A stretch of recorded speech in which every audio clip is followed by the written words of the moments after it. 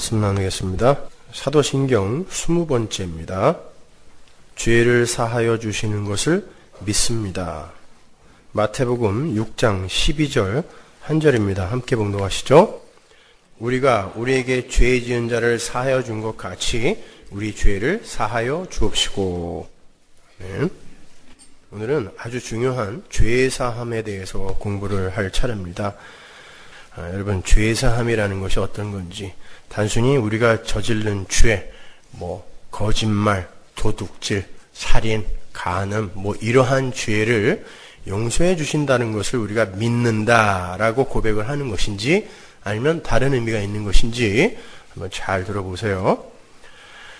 하나님께서 자기 계시의 소품으로 들어서 쓰신 인간의 죄, 그 죄를 오늘 심도 있게 짚어봄으로 해서 성도의 목적지를 다시 한번 조명해 보도록 하겠습니다. 욥기 5장 7절 한번 보세요. 인생은 고난을 위하여 났나니 불티가 위로 나름 같으니라. 인생은 고난을 위하여 난 거다 라고 이야기를 하고 있어요. 사람들이 인정하든 인정하지 않던 모든 인간은 고난을 위하여 난다 라고 할 정도로 고해 같은 삶을 삽니다. 여러분, 사는 게 쉬우세요? 어렵죠? 힘듭니다. 그래서 인생을 고해라 그러죠. 그래서 모든 종교와 이데올로기와 학문, 즉 인간이 만들어낸 모든 선행체계, 지식체계들은요, 전부 인생의 고난을 벗어나는 것을 그 목적으로 삼고 있어요. 잘 생각해 보세요. 그건 다른 말로 행복해지기 위해서라고 표현을 할 수도 있죠. 그래서 불교에서는 깨달음과 수도라는 것을 통해서 고난에 벗어날 수 있다고도 하고, 공산주의는 계급투쟁을 통하여 고난에서 벗어날 수 있다고도 하고, 유교에서는 예와 인의 회복을 통해서 고난에서 벗어날 수 있다고도 해요.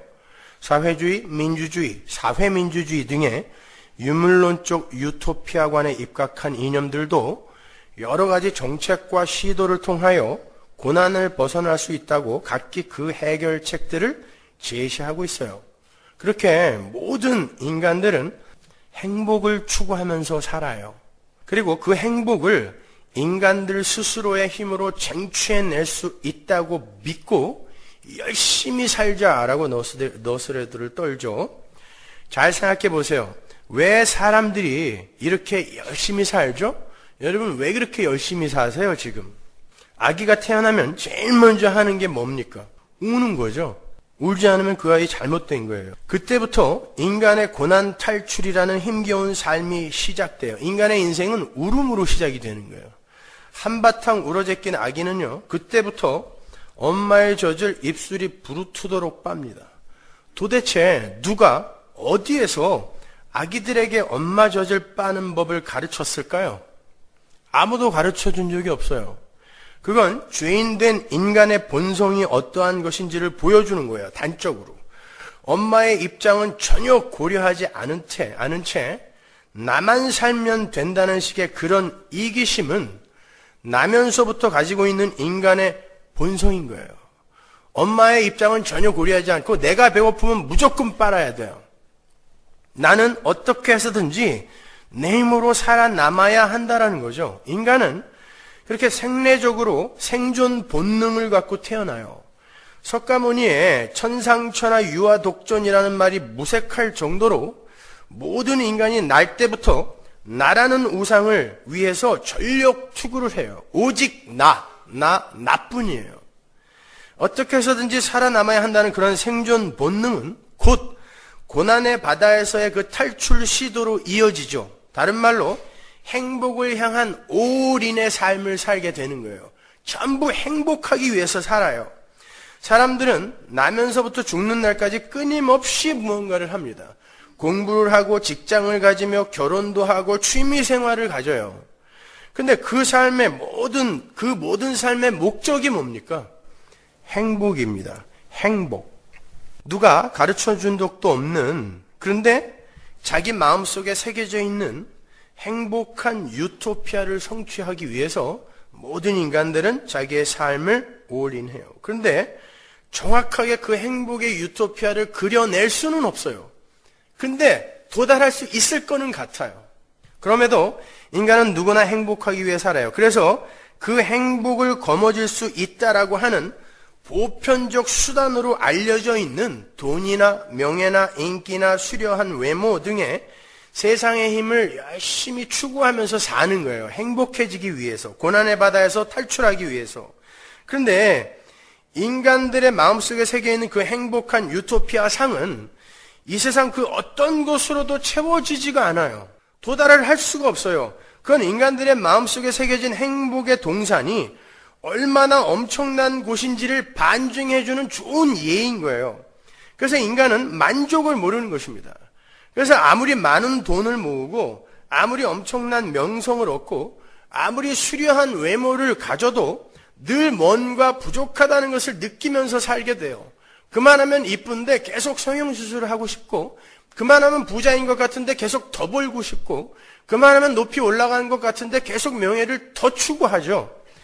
그건 인간을 진짜 행복하게 만들어주는 건 그런 하찮은 세상의 힘들로는 이 우주를 전부 모아다가 갖다가 넣어도 바꿀 수 없다라는 그런 것들을 경험하게 해주시는 거예요, 하나님이. 하나님은 이 세상에 태어나는 모든 인간들의 마음속에 하나님 나라라는 지고한 행복의 동산을 그려 넣으셨어요. 인간들은 그게 뭔지도 모르고 그저 자신들의 힘과 노력으로 그 동산에 입성을 하려고 노력을 하는 거예요. 그런데 그 행복의 나라는 이 세상 모든 것을 다 소유해도 도달할 수 없을 만큼 가치 있고 아름다운 그런 곳이에요. 그래서 이 세상의 힘을 아무리 많이 쌓아도 늘 그 행복의 동산은 저만치로 밀려나요. 계속해서. 아무튼 그렇게 모든 인간들이 평생 더 나은 행복을 추구하고 더 나은 만족을 추구한다라는 건 그들의 삶에 늘 결핍이 있다라는 증거죠. 항상 인간은 결핍의 상태예요. 그 결핍은 여러분이 잘 아시는 바와 같이 하나님이 떠난 공간입니다. 인간은 하나님의 형상으로 하나님과 연합되어 존재하도록 지어진 존재예요. 그게 하나님의 형상입니다. 그때 거기가 하나님 나라가 되는 거고 거기가 지고의 행복의 장으로 바뀌는 거예요. 인간이 하나님과 연합이 되었을 때. 근데 하나님이 빠져나가 버리셨어요. 왜? 뭔가를 가르치기 위해서. 누구에게? 교회에게. 바로 여러분에게요. 하나님은 피조물인 인간과 한 나라에서 함께 사시기 위해서 피조물을 신적 존재로 만드셔서 사시기로 작정했어요. 신이 아니라 신적 존재입니다. 신의 성품에 참여한 자. 그런데 피조물이 신적인 존재가 되기 위해서는 그 피조물의 그릇을 완전히 비우고 하나님의 생명력, 그걸 복이라고 그러죠. 바라크. 하나님의 생명력을 가득 채워서 살아야 돼요. 그것을 국어사전에 나오는 단어로 표현을 하면 순종이라고 표현을 할 수 있어요. 완전한 순종의 상태가 되는 게 피조물의 그릇 비움이에요.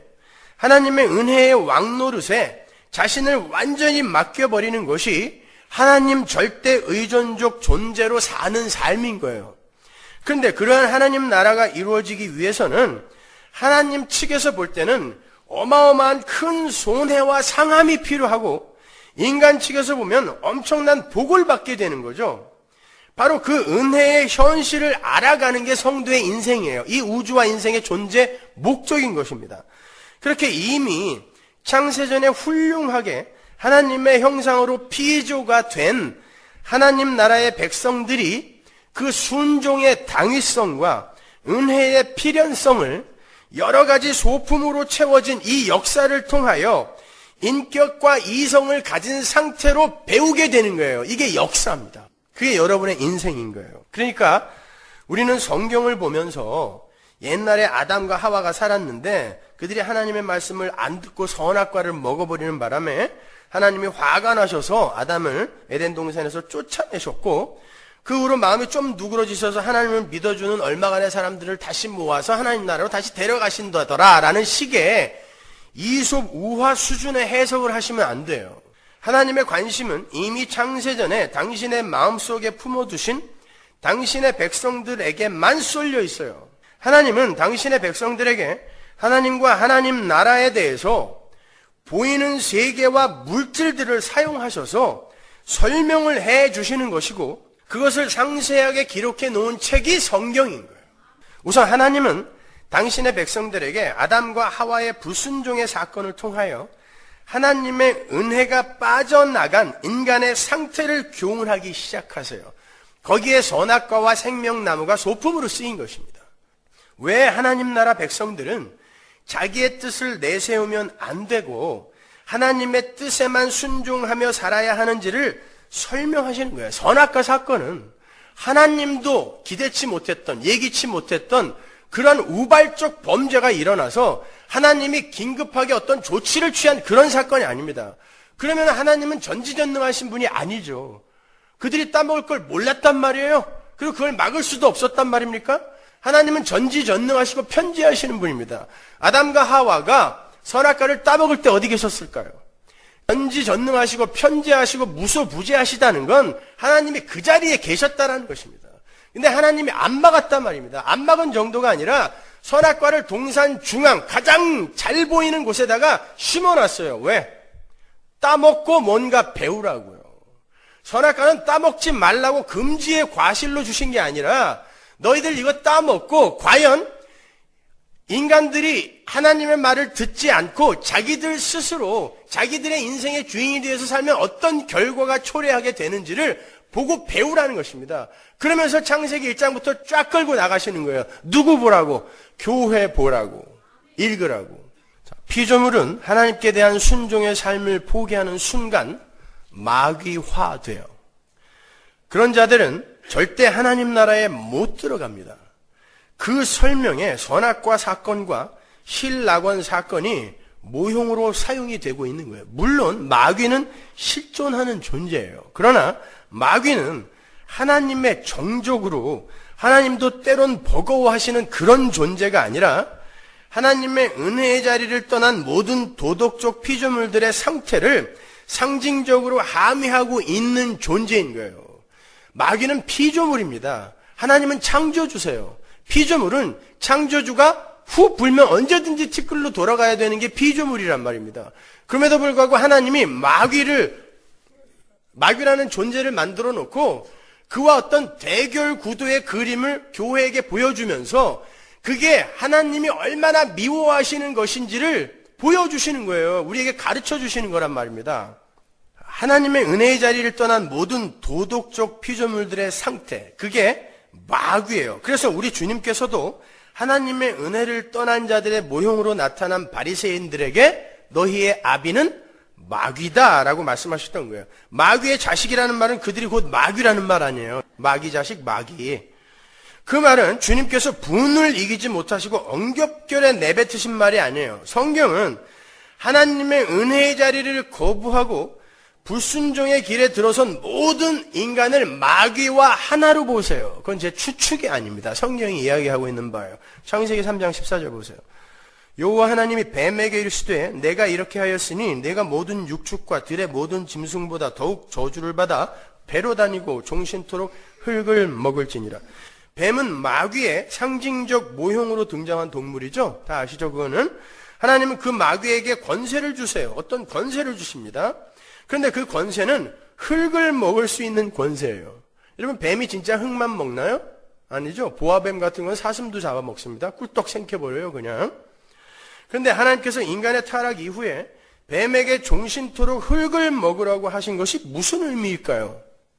그 명령 바로 아래를 보면 답이 나와요. 창세기 3장 19절. 네가 얼굴에 땀이 흘러야 식물을 먹고 필경은 흙으로 돌아가리니 그 속에서 네가 취함을 입었음이라. 너는 흙이니 흙으로 돌아갈 것이니라 하시니라. 보세요. 타락한 인간은 어디서 와서 어디로 간다고요? 흙에서 와서 흙으로 가요. 이 흙이 바로 마귀의 밥인 거예요.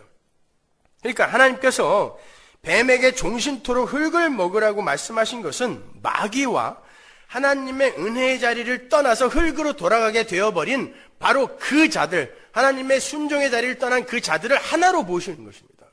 먹고 하나로 연합이 되게 만드시는 거예요.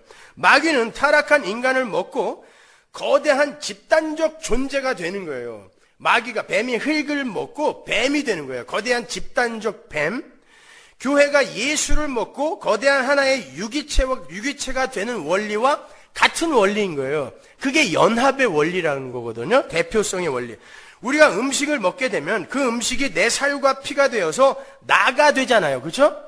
바로 그러한 원리예요. 그래서 주님이 바리새인들에게 너희는 마귀의 자식이다라고도 이야기하신 거고 뱀들아 독사의 새끼들아라고도 이야기한 거예요. 연결이 되세요?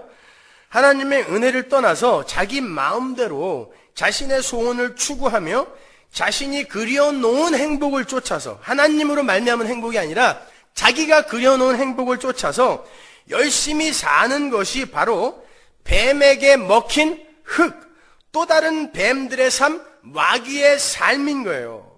자기를 떠난 타락한 천사인 마귀가 그러했고 아담이 그러했잖아요. 그 전체가 마귀라는 집단적 존재가 되어서 그들은 절대 하나님 나라 못 들어간다를 설명해 주는 그림인 것입니다. 그것이. 그러니까 하나님을 떠난 모든 존재는 전부 다 뱀에게 먹힌 흙이라는 거죠. 따라서 하나님을 알지 못하는 모든 이들은 뭐다? 마귀인 거예요. 그래서 귀신 들린 자라는 개념을 여러분이 잘 이해하셔야 되는 것입니다. 예수를 알지 못하는 모든 인간이 귀신 들린 자예요. 그런데 흙에서 난 인간이 타락을 하고 하나님의 저주를 받아서 다시 흙으로 돌아가는 걸 성경이 죽음이라고 이야기를 해요. 창세기 2장 17절 보세요. 선악을 알게 하는 나무의 실과는 먹지 말라. 네가 먹는 날에는 흙으로 돌아가리라가 아니라 정령 죽으리라 라고 이야기하죠. 그죠? 그러니까 하나님이 있으라 한 자리를 떠나서 순종의 자리를 떠나서 은혜의 자리를 떠나서 자기 스스로 인생의 주인이 되어서 자기가 원하는 행복을 추구하면서 사는 그게 뭐예요? 죽은 상태예요. 사망. 그게 뱀에게 먹힌 흙의 삶입니다. 근데 그 죽음은 무엇의 결과다? 죄의 삭시죠. 로마서 6장. 그러면 이제 죄의 정의가 자명하게 나오죠. 죄는 단순히 여러분이 거짓말하고 도둑질하고 뭐 간음하고 살인하고 이런 그런 세목으로 표현할 수 있는 것이 아니라 하나님이 창조의 목적에 맞게 잘 지어놓은 어떤 것이 순종과 은혜의 자리를 떠나 지 맘대로 자기를 위해서 살게 되는 그 자리로 향하는 모든 사고와 행동과 이런 것들, 이게 전부 죄예요. 그러니까 지금도 우리는 죄 속에 살고 있는 거죠. 솔직해져 보자고요. 여러분 예수 왜 믿습니까? 여러분 위에서 믿죠. 하나님 위에서 믿습니까? 여러분 위에서 믿는 그 믿음이 죄입니다. 거기에서 하나님 때문에 나는 하나님의 영광을 위해서 예수를 믿는 자로 지금 바뀌어 가는 거예요. 따라서 내가 천국 가기 위해 나는 예수를 믿어요. 내가 천국 가기 위해 나는 신앙생활을 해요. 이게 죄라니까요. 인간은 철저하게 이 세상에서 나는 나를 위해서 살아서는 안 되는 존재였구나. 하나님 절대 의존적 존재로 하나님에게 이끌려 사는 존재인데 나는 여태까지 내가 내 인생의 주인이 되어서 내가 내 인생의 왕으로 살았구나. 이거 배우는 것입니다. 그리고는 그 삶의 결과가 얼마나 처참한지를 여러분의 인생을 통해서 배우는 거예요. 그리고 하나님 나라에 가서 하나님만 꼭 붙들고 하나님만 사랑하는 자가 되는 것입니다. 그게 우리의 인생의 목적인 거예요. 자, 그렇게 마귀의 음식으로 사는 삶을 죄라고 하고 바로 그러한 삶의 결과가 죽음이에요. 그래서 마지막 때에 마귀라는 존재가 유황불못에 들어가게 되는 것으로 심판이 끝나버리는 거예요. 그들은 절대 그러한 사고와 행위로는 절대 하나님 나라 못 들어간다 보여주는 것이죠. 말씀드린 대로 거기에서 그 마귀는 집단적 존재예요. 그러니까 마귀라는 존재는 하나님의 은혜를 떠나서 독립성과 무의탁성을 지닌 존재로 사는 모든 도덕적 피조물을 총칭한다고 생각하시면 돼요. 도덕적 피조물이 뭐죠? 하나님의 모든 피조물 중 천사와 인간을 도덕적 피조물이라고 하는데 그들은 하나님 절대 의존의 상태로 살도록 지어진 존재예요. 그런데 그들이 하나님을 향한 순종의 자리에서 독립과 무의탁을 외치며 떠났을 때 그들은 모조리 마귀 집단이 되는 거예요. 그들은 자기에게 유익이 되고 자기가 좋아하는 것을 선이라 칭하고 자기에게 해가 되고 자기가 싫어하는 것을 악이라고 칭하면서 스스로 선악을 판단하기 시작했어요. 그게 선악과를 먹은 상태인 마귀의 상태인 거예요. 원래 도덕적 피조물들은 하나님이 선이라고 하는 것을 선으로 받아들이고 하나님이 악이라고 규정하신 것을 악으로 받아들여야 하는 존재예요. 그런데 그들이 왜 우리가 하나님의 말과 뜻만 쫓아 살아야 하느냐고 반란을 일으킨 거예요. 그래서 선악을 자기들이 판단하기 시작했어요. 뭘로? 도덕과 윤리와 사회법으로. 그래서 자기들이 좋아하고 자기들에게 유익이 되는 어떤 수준에 오면 착한 거, 선한 거, 그게 아니면 악한 거, 더러운 거, 이렇게 자기들이 판단하기 시작했다고요. 그건 누구만 판단할 수 있다? 진리로만. 그러니까 진리가 예수님인 거예요. 그건 예수님에 의해서만 판단되어져야 하는데 자기들이 저건 착한 거, 저건 악한 거 이렇게 구분을 했단 말입니다. 그게 뭐예요? 하나님만이 판단하고 분별하고 심판할 수 있는 하나님의 심판권을 인간이 도둑질해 가버린 것입니다. 여러분이 그걸 잘 이해하셔야 돼요. 그래서 여러분 교회 안에서 도덕적이고 윤리적인 삶을 못 살아내는 사람도 있을 수 있는 것입니다. 그게 착함이 아니거든요. 착함, 선함, 토부라는 말은 하나님께서 우리 안에서 착한 일을 시작하셨다. 거기에서 그 인용된 토부라는 단어는 보시기에 좋았더라 에서 나온 거예요. 그러니까 선함이라는 건 하나님의 창조의 목적의 자리로 가서 제 역할을 해내는 걸 착함이라고 하는 거예요. 선함이라고 하는 거예요. 그래서 하나님께 순종을 하기 위해서 거짓말한 게 착함인 거예요. 사무엘.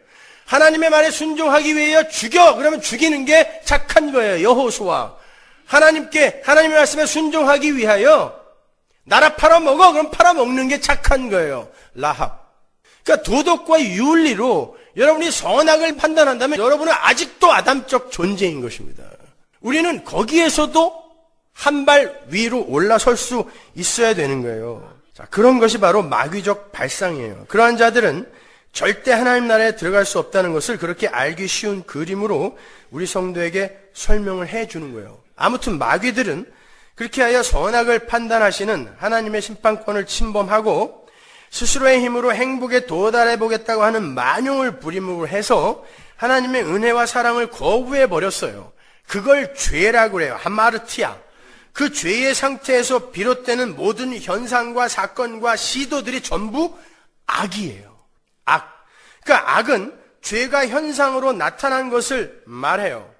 그 악 때문에 인간 세상에 고난이 온 것입니다.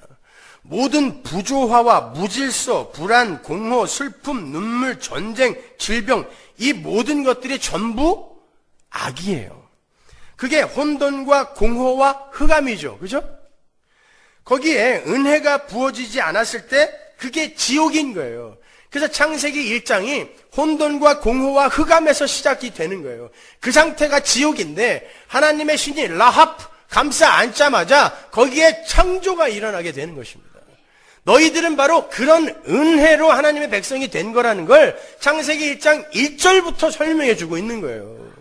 그러한 혼돈과 공허와 흑암이라는 악은 모두 죄의 결과물들이에요. 그리고 그 악의 결론은 죽음이며 지옥입니다. 그러니까 지금 우리가 겪는 모든 악은 전부 무엇이라고 할 수 있어요? 지옥의 맛보기인 거예요. 쉬운 말로 여기가 지옥이라는 말입니다. 여기다 불만 보태면 지옥이에요. 하나님이 일반 은총을 싹 빼고 여기다가 불만 보태면 거기가 지옥입니다.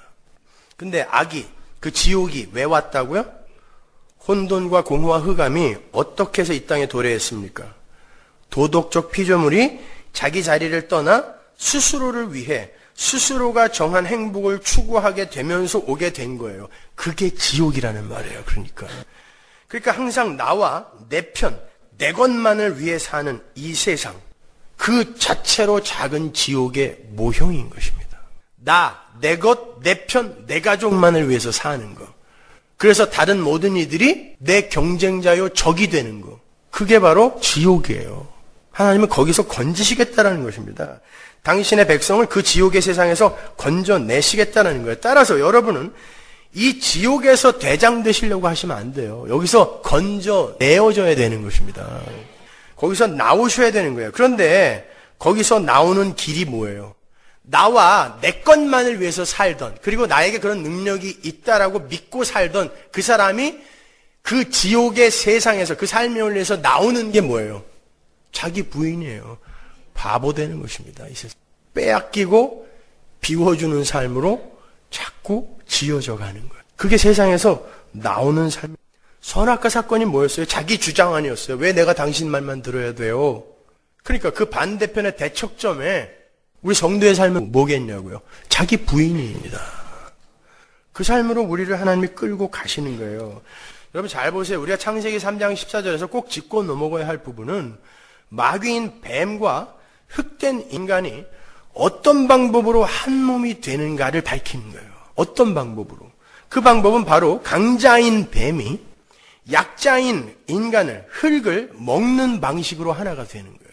뱀이 흙을 먹음으로 하나가 되는 게 마귀가 집단적 마귀로 존재하는 방식이에요. 그게 뭐죠? 그게 바로 적자 생존과 약육 강식으로 요약이 되는 이 세상의 삶의 원리인 힘의 원리잖아요. 힘의 방식. 먹고 먹히는 순환 궤도에 따라서 먹히는 쪽이 먹는 자 쪽으로 흡수 통합이 되는 거예요. 여러분 그게 마귀들이 사는 삶의 원리란 말입니다.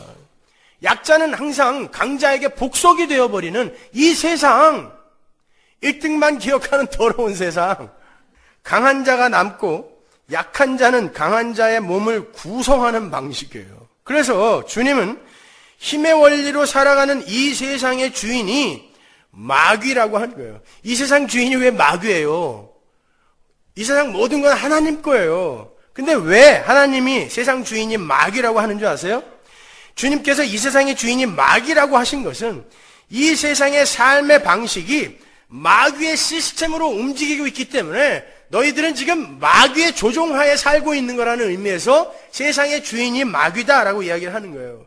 그리고 그 마귀를 가리켜 세상 신이라고도 하고 세상 권세 잡은 자라고도 이야기하시는 거예요.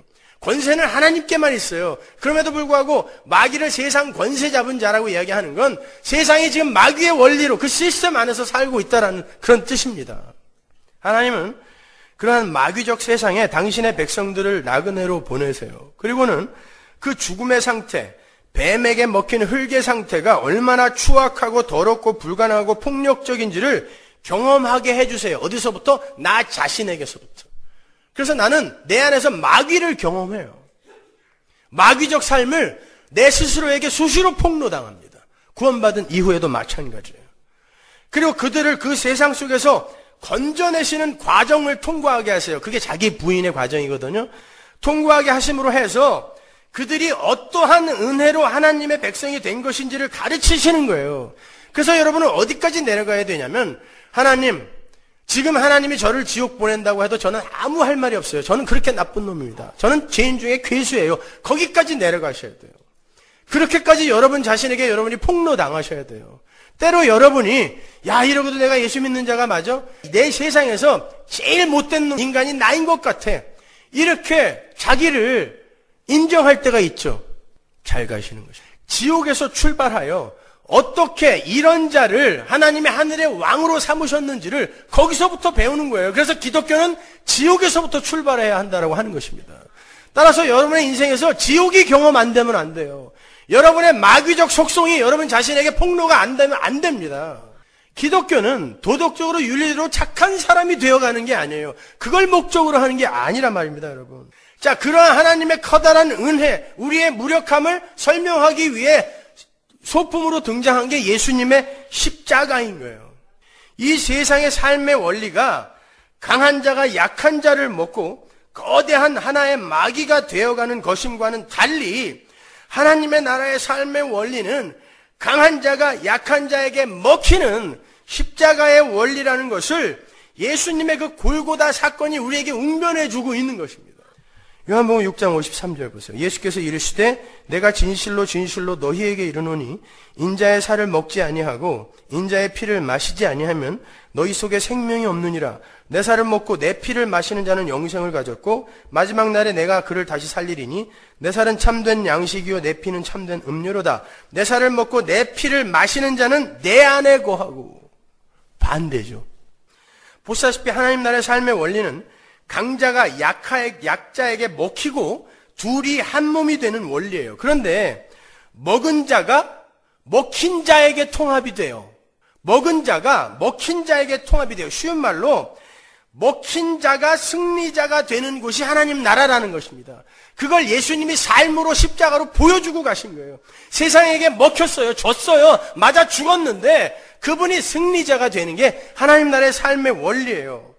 하나님 나라는 각자의 존재가 모두 자기를 위한 삶을 살지 않고 유기체적으로 연합이 된 한 몸의 유익을 위해 자신을 비워내고 털어내는 삶을 사는 나라라는 것입니다.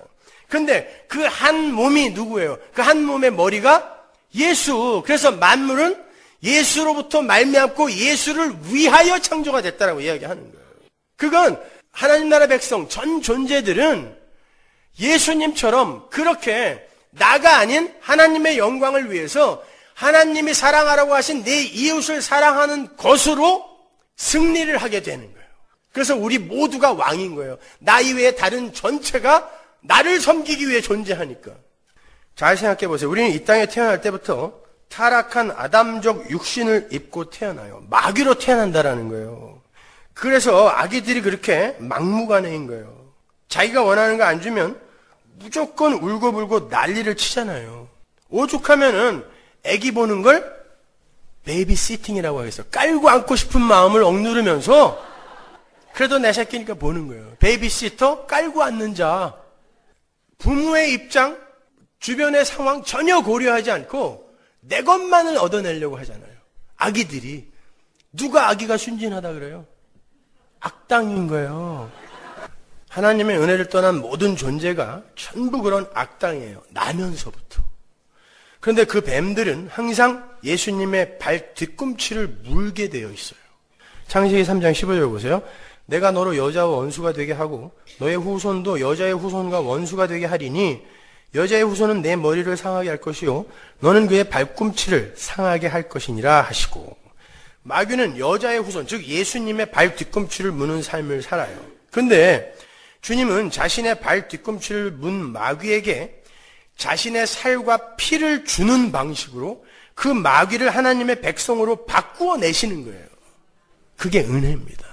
자신의 살과 피를 내어주어서 누군가에게 먹힘에도 불구하고 먹는 쪽이 먹히는 자에게 편입이 되는 것, 그게 바로 내어줌의 원리라고 하는 거예요.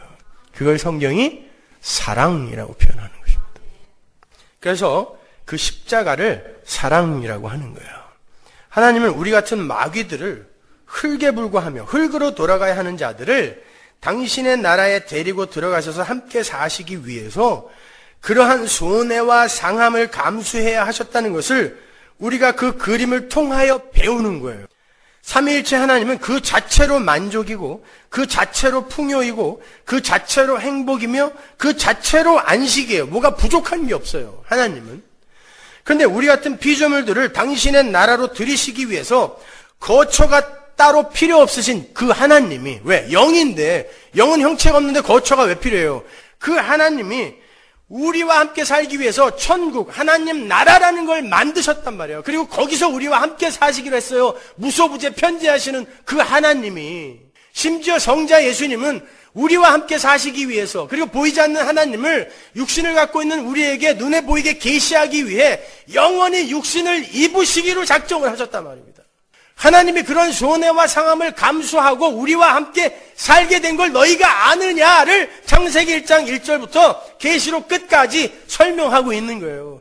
그 중간에 십자가가 팍 꽂혀서 이런 손해였다를 보여주는 것입니다. 그런데도 너희가 너희만을 위해서 살 거야를 묻으시는 거예요. 그게 성경입니다. 그걸 배워가는 걸 신앙생활이라 그래요. 근데 전부 앉아가지고 이 지옥에서 대장 만들어 달라는 거 아닙니까? 여기에서 살찌워 달라는 거 아니에요? 그걸 기독교라고 합니까? 그래서 그런 사람들을 우리가 성도라고 하나요? 그렇지 않아요, 여러분. 기독교는 그렇게 저급한 무당 잡교가 아닙니다. 우리 안에 발 뒤꿈치를 물리시며 자신의 피와 살을 내어주시는 예수가 이제 들어오셨어요. 그리고는 그분이 내 삶을 사세요. 나의 옛사람은 십자가에서 죽이고. 그러면 여러분의 삶이 이제 어떻게 끌려가게 될까요? 세상에게 발 뒤꿈치를 계속 물리고, 그럼에도 불구하고 여러분은 여러분을 물어뜯는 그들에게 여러분의 피와 살을 내어주어 그들을 나와, 성도인 나와 연합시키는 전도의 삶. 그걸 전도라고 하는 거예요. 그 삶을 살게 되는 거예요. 그래서 점점 여러분이 이렇게 바보가 되는 거예요. 옛날 승질 다 죽었다. 왜 죽었어요? 하나님이 죽이신 것입니다. 점점 당해주고, 점점 섬겨주고, 손해를 봤는데도 거기에 대해서 응전을 하지 않고, 그런 사람으로 조금씩 우리가 변해가는 거예요. 끌려가는 거예요. 그러나 그것 또한 우리가 하는 게 아니죠. 그죠? 하나님의 은혜를 떠난 자들은 끊임없이 자기 마음대로 살겠다고, 스스로가 그려놓은 행복에 도달하겠다고, 그리고 자신은 그러한 능력이 있다고 부산을 떨어요. 그게 창조의 목적을 무시하는 마귀들의 하나님 발 뒤꿈치 공격인 거예요. 하나님은 창조주가 목적에 맞게 만들어놨는데 아니라고, 자기 마음대로 살겠다고, 그리고 당신과 함께 있는 게 행복이 아니라 내가 원하는 행복이 있다고 간 게 하나님 발 뒤꿈치를 계속 무는 것입니다. 따라서 우리는 지금 하나도 빠짐없이 하나님의 발 뒤꿈치를 계속 물고 있는 상태인 거예요. 하나님은 근데 계속해서 우리에게 자기의 살과 피를 먹혀요. 빨리고 있어요. 예수님의 살과 피가 뭡니까? 나는 뭘로 왔다 이 세상에? 말씀으로 왔어요. 그러니까 우리가 계속해서 그렇게 나는 마귀구나, 나는 계속해서 나만을 위해서 살 수밖에 없구나, 나는 경건도 나의 유익의 재료로 쓰는 그런 못된 마귀 새끼구나를 계속 폭로당하는데, 예수님의 살과 피가 나에게 계속 떨어져, 먹혀져. 뭐가? 말씀이 나에게 계속 떨어져. 복음이 계속 떨어지는 거예요. 그러면서 내가 하나님이 원하시는 예수 그리스도의 장성한 분량으로 자라가는 거예요. 예수님의 살과 피를 먹으면서, 그리고 끊임없이 나의 마귀적 속성을 폭로당하면서, 근데 계속해서 우리 안에 있는 그 마귀적 속성들, 그 오염, 죄의 잔존들은 계속해서 하나님의 발뒤꿈치를 물게 하죠. 그럼 또 거기에 예수의 살과 피가, 말씀이 또 떨어지는 거예요. 그래서 올바른 복음이 제대로 떨어지지 않는 곳을 교회라 하지 않는 것입니다. 그들의 그 마귀적 속성을 발각시키고 폭로시키고, 그리고 거기에 복음을 쏟아붓는 그런 올바른 말씀이 전해지지 않으면 그걸 교회라고 하지 않는 거예요. 그렇게 우리가 계속해서 예수님의 발 뒤꿈치를 물어뜯고 있는데 하나님의 말씀이 계속 떨어지면서, 나는 이런 큰 은혜로 예수에게 연합이 된 존재이구나를 알아가면서 점점 내가 부인이 되죠. 결국 마지막에는 어떻게 돼요?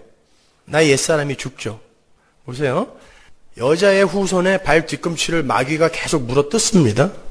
근데 여자의 후손이 그에게 살과 피를 계속 빼앗겨요. 주어요. 먹어라. 그랬더니 나중에 이 마귀적 존재가 이 뒤꿈치에 밟혀서 죽어요. 그리고는 예수와 함께 새 몸으로 태어나는 거예요. 여러분은 이 세상에서 그렇게 예수의 발에 밟히는 것입니다. 여러분의 삶에 복음이 떨어진다는 건 여러분을 계속 해체시키고 여러분을 공격하는 예수님의 발 뒤꿈치로 와야 되는 거예요.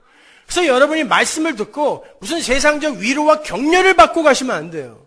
여러분은 예수님에게 짓밟히고 가는 거예요. 근데 하늘의 평안과 안식이 거기에서 나에게 오는 거예요. 그게 성도의 올바른 삶인 것입니다. 그래서 창세기 3장 15절을 원시 복음이라고 하는 거예요. 아니, 마귀가 발을 물어뜯고 예수님이 머리를 밟는데 그게 무슨 복음인가?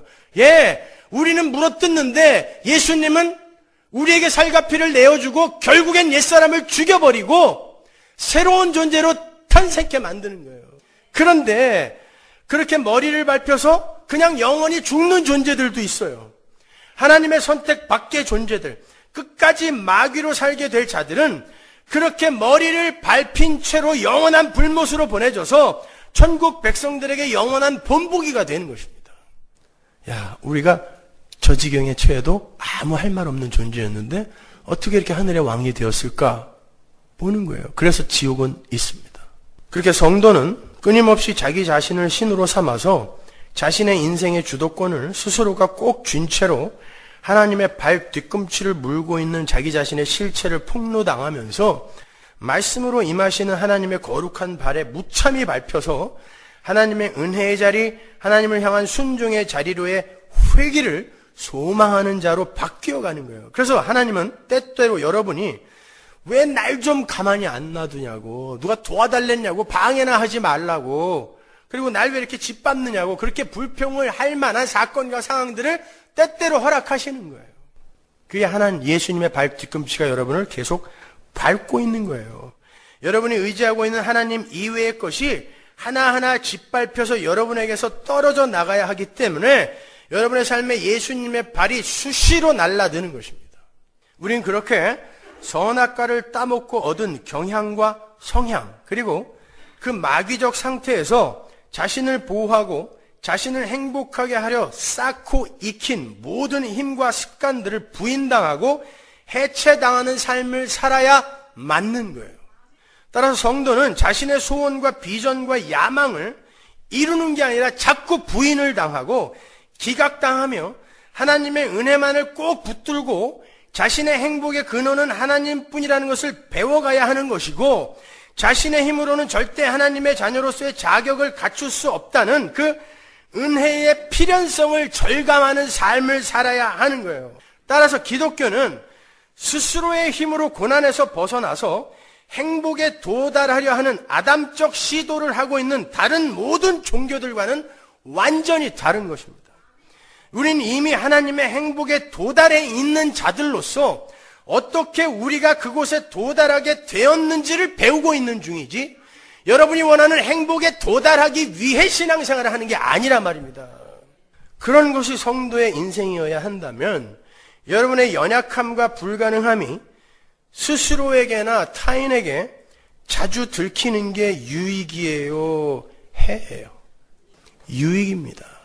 성도는 여전히 죽을 육신을 입고 있는 상태에서 성자의 자리로 완성이 될 수 없어요. 그래서 우리를 위한 새 몸이 허락되어 있다라고 성경이 이야기하는 거예요. 따라서 성도는 죽을 육신 속에 새 생명을 가진, 다른 말로 세상과 천국이 오버랩되어 있는 아주 기묘한 삶을 살면서 세상의 악마성과 천국의 거룩을 조금씩 번갈아 가면서 맛보면서 살아야 되기 때문에 자신의 연약함과 불가능함도 자주 폭로가 되는 거고, 그 속에서 거룩한 자기 부인이 일어나는 것이며, 왜? 야, 어떻게 이런 존재가 추구하는 소원과 비전과 야망을 쫓아 살 수 있는가? 나에 대한 신뢰를 자꾸 놓는 거예요. 그리고 때로는 그러한 자기 부인 속에서 내 안에 새 생명으로 자리하고 계신 예수의 삶을 경험하기도 하는 거예요. 내가 자꾸 부인됐는데, 근데 내 삶 속에서 간혹 하나님이 원하시는 그런 삶이 나올 때가 있단 말입니다. 그건 누구의 삶? 내 안에 사는 예수의 삶. 갈라디아서 2장 20절. 그러니까 우리는 자랑을 할 수가 없는 거예요. 따라서 성도의 목표 지점은 착한 삶이 아니에요. 착한 삶은 하나님 나라에서 새 몸을 입은 뒤에 여러분이 원 없이 영원히 살게 될 거예요. 그런데 그 삶을 좀 많이 살라고 하나님이 그냥 하나님 나라에서 영원히 살게 될 그 삶을 이 세상에서 좀 많이 살아서 나를 좀 기쁘게 해달라고 여러분을 이 인생 속에 던지셨겠습니까? 성도의 인생은 착한 삶이 목적이 되어서는 안 돼요. 하나님의 말을 내가 듣는 자로 변했는가를 목적으로 삼아야 되는 것입니다. 그 삶 속에, 여러분의 삶 속에서 더러움과 추악함이 나올 수 있어요. 성도임에도 불구하고. 왜? 나는 이런 자라는 게 폭로되는 그런 과정일 때에는 여러분이 무참하게 사람들 앞에서 개망신을 당할 수도 있습니다. 예수 믿는 놈이 그따오 짓을 해? 이런 욕을 먹을 수도 있어요. 그때 죽고 싶죠. 그죠? 그러한 일을 겪으면서 하나님, 나는 이렇게 하나님이 지금 지옥 보내도 아무 할 말 없는 그런 존재입니다. 그리로 자꾸 자기를 밀어내리는 것입니다. 어줍지 않은 착한 삶, 세상이 규정해놓은 도덕과 윤리로 판단해서 착한 삶이라고 해놓은 그 삶을 살아내서 오히려 하나님 앞에 아예 나는 이 정도 삶을 살았는데 하나님 쟤보다는 내가 낫죠? 그게 바리새인의 기도 아니었습니까? 하나님 저 세리같이 않게 태어나게 해주셔서 감사합니다. 그랬더니 하나님이 뭐라 그랬어요? 이 뱀새끼야. 그게 뱀이란 말입니다. 뱀에게 먹힌 흙. 여러분, 우리의 삶에 일어나는 착한 일, 착한 삶은 우리 안에 계신 하나님이 완성하시고 성취하실 일이에요. 그리고 그렇게 성취가 되고 완성이 된 하나님의 백성은 이제 영원히 착하게 살게 돼요. 토부의 삶, 하나님의 창조의 목적에 맞는 삶, 그 삶을 이제 영원히 살게 돼요. 성도는 다양성 속에서 어떤 이는 착한 일을 열심히 하다가 정말 하나님이 도우시니까 이렇게 불가능한 자의 삶 속에서도 착한 삶이 나오는구나, 내 안에 사는 예수가 진짜 밖으로 나오는구나를 경험하게 해주실 수도 있는 거고, 어떤 사람은 착한 삶에서 끊임없이 실패하면서 하나님께서 예수님을 보내주시 않으셨다면 나는 어떻게 될 뻔했는가, 이걸 가르쳐 주실 수도 있는 거란 말입니다. 그러니까 성도는, 성도가 된 이후에는 이렇게 저렇게 반드시 살아야 한다는 공식 같은 것은 전혀 없는 거예요. 따라서 성도가 되었으면 당연히 이 정도 수준까지 착해져야 되고 이 정도 분량의 선행을 쌓아야 하지 않는가라는 그런 판단, 그리고 이 정도의 종교 행위는 나와줘야 되지 않는가라는 그런 판단은 우리가 할 게 아니에요. 그건 진리만이 판단할 거란 말입니다. 예수만이 판단할 거란 말이에요. 우리는 그저 우리는 하나님의 은혜가 아니면 안 되는 사람들이라는 것만 배우면 돼요. 그러니까 여러분 주위에 있는 분들에게 넌 예수 믿고도 어찌하지 그 모양이냐, 이런 소리 함부로 하면 안 됩니다, 여러분. 그러는 너는 착하냐? 착한 게 뭔지도 모르면서 그러는 너는 대신 질문해 주세요.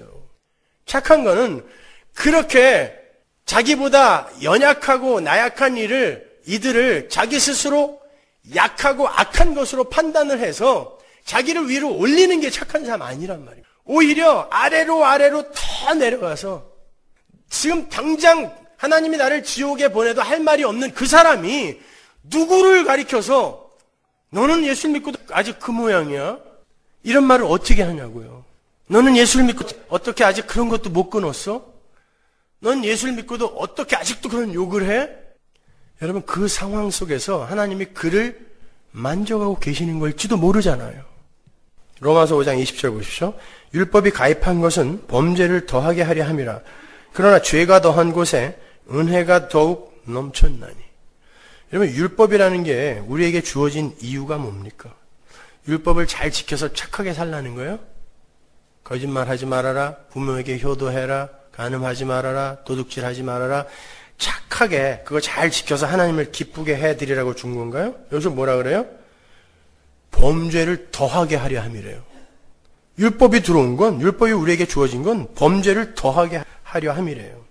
근데 바리새인들은요, 전자의 사고를 갖고 율법을 대했어요. 이거 잘 지켜서 하나님을 기쁘게 해드려야지, 행복에 도달해야지, 하늘에 도달해야지. 그래서 목숨 걸고 지켰습니다. 뒤에서 적들이 칼 들고 쫓아오는데 안식일이라는 율법을 지키기 위해 뛰지를 않았어요. 목숨 걸고 지킨 거죠, 그만하면. 근데 그런 이들에게, 그렇게 착하게 살던 이들에게, 일주일에 2번씩 금식하여 그 금식한 돈으로 가난한 이들을 도왔던 그들에게 예수님이 내려오시더니 이 뱀들아, 독사의 새끼들아 라고 이야기를 하더라는 것입니다. 누가 너희들한테 그걸 지켜서 내 앞에서 자랑하라 그랬니? 천국이 내가 여기 와 있는데, 진리가 여기 와 있는데 나를 붙들고 하나님 나를 살려주세요라고 해야 될 인간들이 그걸 지켜서 내 앞에 내놓겠다고 하니 네가 뱀이 아니고 뭐냐. 뱀에게 먹히는 흙이라는 것입니다. 그러한 인간들의 시도가 오히려 선악과를 따먹고 뱀에게 먹혀있는 마귀라는 거예요. 따라서 율법은 우리 인간들이 스스로 지킬 수 없는 것이 자명해지죠. 왜냐하면 율법이라는 건 그 자체가 하나님의 성품이며 하나님 나라의 삶의 원리를 말하는 거예요. 그게 인간의 힘으로 지켜질 수 있다면 인간이 신이죠. 하나님의 성품과 하나님 나라의 삶의 원리가 인간의 힘으로 가능하다면, 그러니까 율법, 그러니까 자꾸 여러 가지 세목으로 나누어진 그런 율법을 생각하지 마세요. 예수님이 율법이 뭐라 그랬어요? 너 말고, 너 자신 말고 하나님과 네 이웃을 사랑하는 거, 그 삶이 하나님의 성품이고 그 삶이 하나님 나라의 삶의 원리인데 너희들은 지금 너만을 위해서 살고 있잖아. 네 것만을 위해서 살고 있잖아. 그거를 확인하라고 우리에게 준 게 율법이란 말입니다. 그걸 여러 가지 세목으로 나누어서 진짜 니들이 이걸 온전히 지킬 수 있는지 한번 볼래라고 그냥 주신 거란 말이에요. 그건 안 되잖아요. 우리 스스로 그 삶은 누구도 살 수 없잖아요. 율법은 완벽하게 지켜야 의롭다함을 받을 수 있어요. 완벽하게 지켜야. 로마서 2장 13절 보세요. 하나님 앞에서 율법을 듣는 자가 의인이 아니요 오직 율법을 행하는 자라야 의롭다 하심을 얻으리니. 이 말은 율법을 완벽하게 지켜야 의롭다 하심을 얻는다라는 그런 뜻이에요. 듣고 흉내만 내는 게 아니라 행하는 자, 완벽하게 지켜야 의롭다라는 뜻이거든요. 그래서 야고보도 이렇게 이야기한 거예요. 야고보서 2장 10절. 누구든지 온 율법을 지키다 그 하나에 거치면 모두 범한 자가 되나니. 죽을 때까지 율법을 다 지키다가 죽는 순간 정신이 혼미해서 하나 어겼어요. 그러면 그동안의 삶이 전부 죄가 된다라는 거예요. 이걸 누가 지킬 수 있냔 말입니다. 율법은 그걸 착하게 지켜서 하나님께 나오라고 주신 게 아니라 너 지금 하나님을 사랑하고 있니? 너를 사랑하고 있니? 그거 확인하라고 우리에게 준 거란 말이에요. 따라서 여러분이 착한 일 몇 개 더 하고 덜 한 거 이거 중요한 거 아니라니까요. 그럼에도 불구하고 어떤 사람들은 하나님의 말씀은 서머나교회 말씀을 듣고 교회는 자기 교회 다닌다 그래요. 그래서 왜 거기서 안 나오세요? 그랬더니 우리 목사님이 착하시대. 아주 도덕과 윤리를 잘 지키며 성인 군자래요. 그래서 본받으려고 따뜻하니까. 그게 마귀적 집단인 거예요. 우리는 그걸 지켜서 본받아서 행함으로 하나님께 칭찬받는 존재들이 아니라 오히려 인간들은 하나님의 은혜가 임하지 않으면 이럴 수밖에 없구나를 서로 피차간에 폭로당하는 거예요. 이렇게 율법은 우리의 힘으로 지킬 수가 없어요. 그 말은 바꾸어 말하면 우리 피조물은 스스로의 힘으로 하나님의 성품으로 하나님 나라의 삶의 원리로 살 수 없다는 거고 하나님 나라에 입성할 수 없다라는 걸 보여주는 거예요. 그러니까 항복하고 너희들은 하나님의 말만 들어야 돼. 이걸 우리에게 가르쳐 주시는 거예요. 그래서 바울은 율법을 다 지켜야 의롭다 하시면 얻을 수 있다고 해놓고 금방 이렇게 이야기하는 거예요. 로마서 3장 20절. 그러므로 율법의 행위로 그의 앞에 의롭다 하심을 얻을 육체가 없나니 율법으로는 죄를 깨달음이니라. 금방 다 지켜야 된다고 해놓고 율법으로는 절대 의롭다 하심을 받을 육체가 없다라고 이야기를 하는 것입니다. 이렇게 율법은 우리 피조물들이 스스로의 힘으로 하나님의 자리에 도달할 수 없음을 폭로하기 위해서 우리에게 주어진 거예요. 율법으로는 오로지 죄가 무엇인지를 깨닫는 일밖에 할 수가 없어요. 우리는 율법을 받아들고 우리는 도저히 그것을 다 지킬 수 없음을 경험하며 죄인됨을 깨닫게 되는 거고 또 한편으로는 아담처럼 스스로 지켜보겠다고 그리고 지킬 수 있는 힘이 자신들에게는 있다고 교만을 떠는 그런 죄인됨의 모습을 또 폭로당하기도 하는 거예요. 따라서 거짓말하지 말아라, 간음하지 말아라, 도둑질하지 말아라는 등의 율법은 1차적으로 우리의 힘으로 지켜서 우리의 착함과 의인됨을 입증해보라고 주신 게 아니라 우리는 하나님의 은혜를 입지 않고는 항상 거짓말할 수밖에 없는 자이고 항상 세상과 간음할 수밖에 없는 자이고 항상 남의 것을 탐낼 수밖에 없는 자라는 것을 폭로당하라고 주신 거예요. 그러한 폭로 속에서 자기 부인이 나오고 내 안에서 실제로 거짓말 안 하고 간음하지 않고 도둑질하지 않고 부모에게 효도하는 부모에게 오로지 순종을 하는 예수의 삶이 나오는 것입니다. 구원받은 성도 마찬가지예요. 구원받은 성도 또한 열심히 노력을 해서 율법을 지켜내는 것을 목적으로 사는 게 아니라 그렇게 자신 속에 내재해 있는 아담적 죄상이 낱낱이 폭로가 되고 스스로가 스스로에게 주었던 신뢰를 하나하나 내려놓게 되면서 우리는 비로소 우리 안에 살아계신 예수의 삶을 밖으로 내어놓을 수 있는 삶을 살게 되는 거예요. 그래서 바울이 죄가 있는 곳에 은혜가 넘친다라고 이야기한 것입니다. 내 죄가 나에게 그리고 세상에게 자꾸 폭로가 될 때마다 근데 나에게 말씀이 약속이 언약이 계속 떨어지잖아요. 그럼에도 불구하고 너는 구원받았다라는 그러한 말씀이 떨어지면서 야 이게 웬 은혜냐 이걸 우리가 경험하는 거예요. 그러면서 우리는 하나님 앞에 면목 없이 서게 되는 것입니다. 그래야 우리가 보화를 담은 질그릇이 되죠. 지금은 우리가 보화잖아요. 예수님이 질그릇이고 보화를 담은 질그릇으로 바뀌어가는 거예요. 나는 그릇이구나. 내가 존귀한 건 내 안에 있는 예수 때문에 존귀한 거구나. 내가 무슨 착한 일을 많이 하고 내가 무슨 도덕적 윤리적으로 엄청난 일을 행하고 크나큰 선행과 업적을 쌓아서 그렇게 보배가 된 게 아니라 나는 질그릇인데 언제 깨져도 깨질 질그릇인데 내 안에 보화가 담겨 내가 가치 있는 존재가 된 거구나를 깨닫는 거예요. 그리고 하나님 나라에 가서 그렇게 사는 것입니다. 그리고 거기서 죽도록 착한 일 하세요. 진짜 착한 일. 그러니까 여러분의 삶 속에서 세상이 규정해 놓은 도덕적, 윤리적 그런 삶의 성숙이 너무 더디게 온다고 조바심 내지 마세요. 물론 우리에게는 성령이 손을 두고 행하시는 일, 그 부분이 있기 때문에 조바심이 나게 되어 있어요. 그러나 거기서 절망하시면 안 돼요. 여러분 잘 가고 계시는 거예요. 오히려 여러분이 쑥쑥 변하고 쑥쑥 성숙해지게 되잖아요. 그럼 여러분은 여러분 자신을 자꾸 의지하게 돼요. 거기에 점수를 주게 돼요. 그걸 자기의라고 합니다. 자기 가치 증진, 자기 가치 향상, 나의 가치를 위로 올려서 남들에게 인정받고 싶어하는 그게 세상의 삶의 원리잖아요. 그게 지옥의 삶의 원리라니까요. 그게 마귀의 삶인 것입니다. 세상에게 인정 안 받아도 돼요. 여러분 안에 예수가 계셔서 여러분은 소중하고 귀중한 분들인 것입니다. 로마서 7장 1절 보세요. 형제들아 내가 법하는 자들에게 말하노니 너희는 율법이 사람의 살 동안만 그를 주관하는 줄 알지 못하느냐? 남편 있는 여인이 그 남편 생전에는 법으로 그에게 매인받으나 만일 그 남편이 죽으면 남편의 법에서 벗어났느니라. 그러므로 만일 그 남편 생전에 다른 남자에게 가면 음부라 이르되 남편이 죽으면 그 법에서 자유케 되나니 다른 남자에게 갈지라도 음부가 되지 아니하느니라. 그러므로 내 형제들아 너희도 그리스도의 몸으로 말미암아 율법에 대하여 죽임을 당하였으니 이는 다른 이 곧 죽은 자 가운데서 살아나신 이에게 가서 우리로 하나님을 위하여 열매를 맺히게 하려 함이니라. 우리가 육신에 있을 때에는 율법으로 말미암는 죄의 정욕이 우리 지체 중에 역사하여 우리로 사망을 위하여 열매를 맺게 하였더니 이제는 우리가 얽매였던 것에 대하여 죽었으므로 율법에서 벗어났으니 이러므로 우리가 영의 새로운 것으로 섬길 것이요 의문에 묵은 것으로 아니할지니라. 자, 열매하니까 자꾸 열매를 맺어야 되는데 예수님이 뭐라 그래요? 열매는 누가 맺어요? 포도나무가 맺어요. 우리는 가지라니까요. 거기에 붙어 있으면 내 안에 있는 예수가 열매를 맺는 거지 내가 노력하여 맺는 게 아니라 말입니다. 율법은 선한 것이기 때문에 죽을 수가 없어요. 따라서 누가 죽어야 돼요? 이 관계가 깨지려면. 내가 죽어야 돼요. 내 옛사람이. 그래서 예수님에 의해 예수님의 십자가 안에서 내가 죽었어요.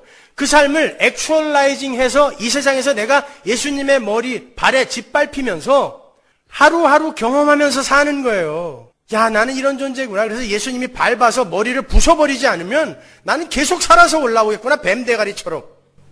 밟히는 것입니다. 그래서 여러분은 은혜의 필연성만 잘 배우시고 가면 되는 거예요.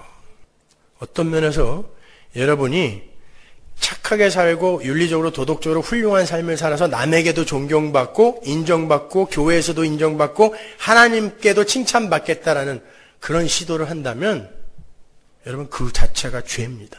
굉장히 선한 시도 같죠. 그러나 그렇다고 열심을 부리지 말라는 건 아니에요. 여러분의 삶 속에 반드시 열심이 나옵니다. 근데 누구의 열심이에요 그게? 하나님의 열심이에요. 은혜의 왕노릇이라는 게 뭐냐면 우리 안에서 손을 두고 행하게 하시는 하나님의 열심인 거예요. 근데 그 하나님의 열심에도 불구하고 우리는 자꾸 실패해요.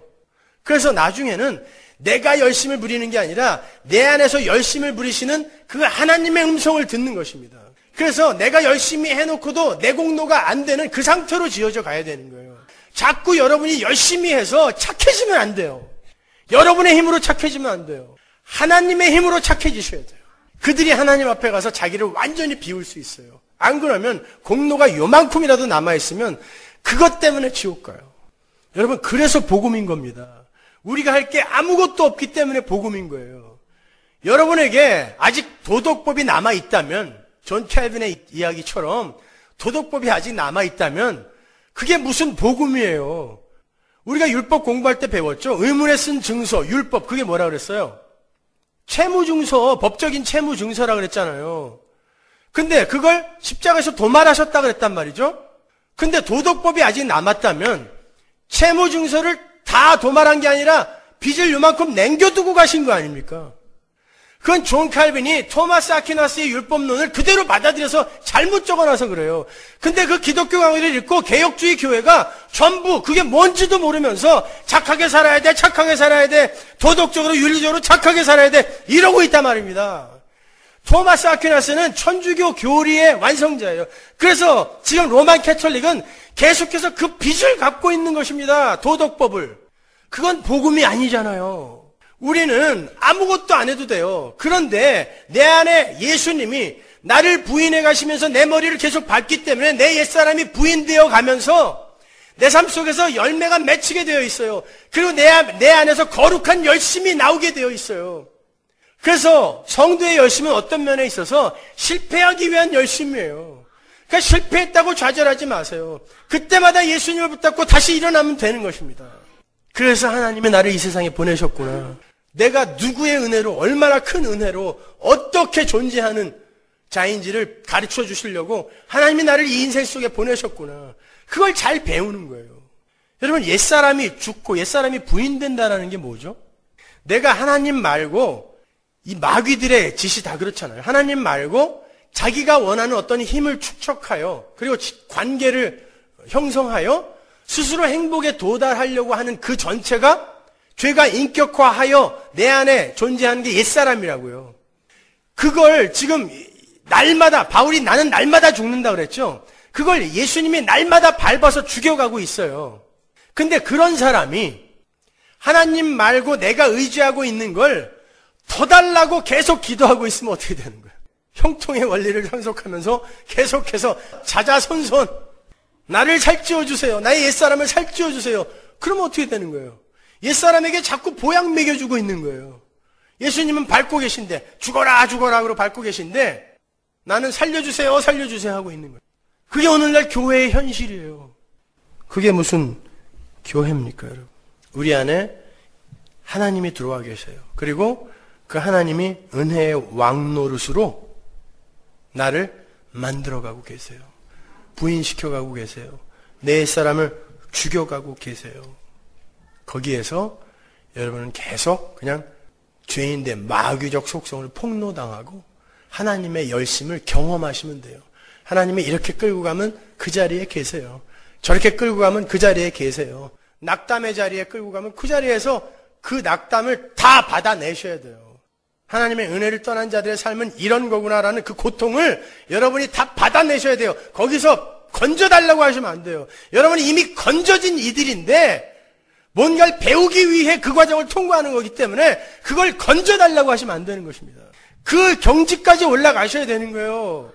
근데 그런 사람들이 무슨 착한 일 좀 많이 했다고 남 앞에서 뻐기고 나는 도덕적으로 윤리적으로 이만한 경지에 올랐다고 자기를 자랑하고 그렇지 못한 사람들을 뒤에서 수군거리며 모함하고 시기하고 이게 될 법한 소리입니까, 여러분?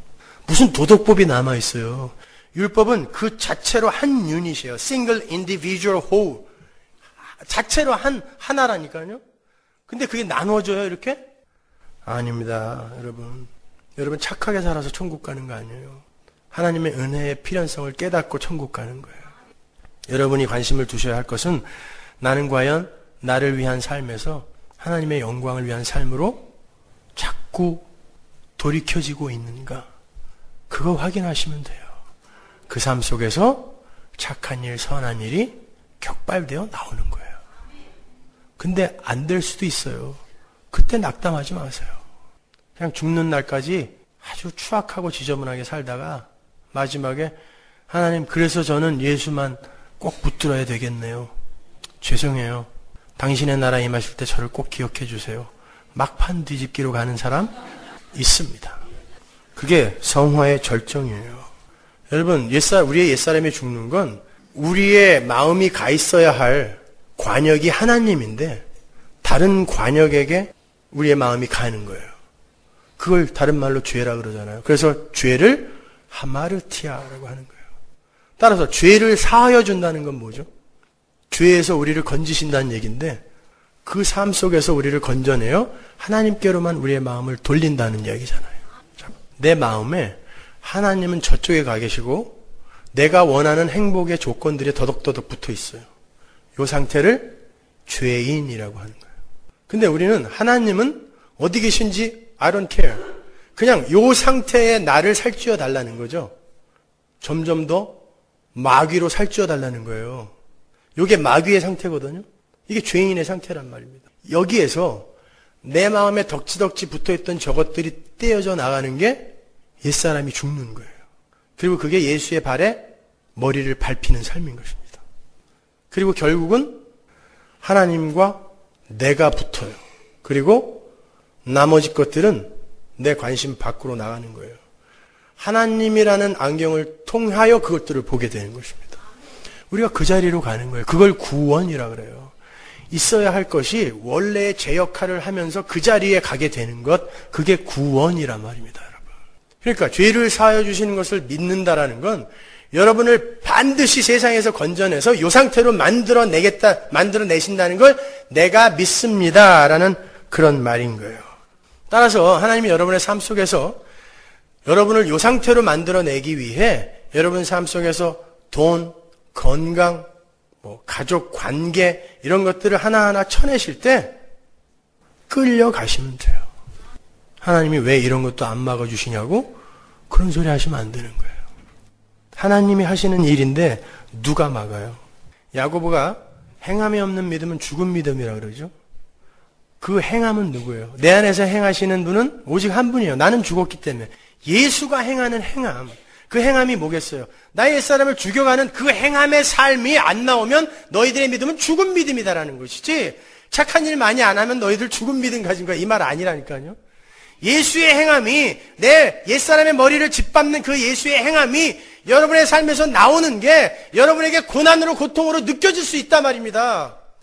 근데 그때마다 야, 이 행함이 있는 믿음이 나에게서 나오고 있구나, 그렇게 기뻐하시란 말이에요. 그게 성도의 삶인 거예요.